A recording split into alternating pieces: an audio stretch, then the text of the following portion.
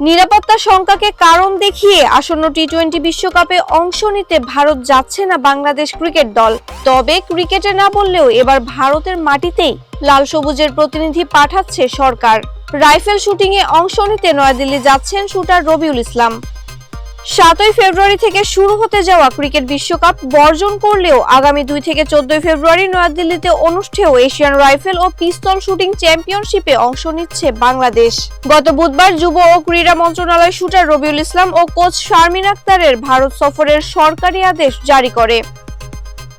মন্ত্রণালয়ের সিনিয়র সহকারী সচিব অঙ্গাজাই মারমার সই করা আদেশের কপি ইতোমধ্যেই দিল্লি ও ঢাকার 2 দেশের হাইকমিশন সহ সংশ্লিষ্ট দপ্তরে পাঠানো হয়েছে। যেখানে ক্রিকেটের ক্ষেত্রে নিরাপত্তা ঝুঁকি বড় বাধা ছিল, সেখানে শুটিং দল পাঠানোর পেছনে সরকারের যুক্তি হলো এই টুর্নামেন্ট হবে কঠোরভাবে সংরক্ষিত ইনডোর এলাকায়, ফলে বড় কোনো নিরাপত্তা ঝুঁকি দেখছে না মন্ত্রণালয়।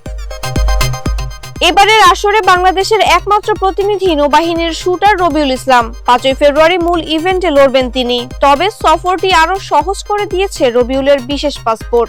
নৌবাহিনীর অ্যাথলেট হওয়ায় ভিসা ছাড়াই 1 সপ্তাহ ভারতে অবস্থানের অনুমতি পাচ্ছেন তিনি। যদিও কোচ শারমিন আক্তারকে যেতে হচ্ছে সাধারণ ভিসায়। সব ঠিক থাকলে আগামী 31 জানুয়ারি দিল্লির উদ্দেশ্যে ঢাকা ছাড়বেন তারা।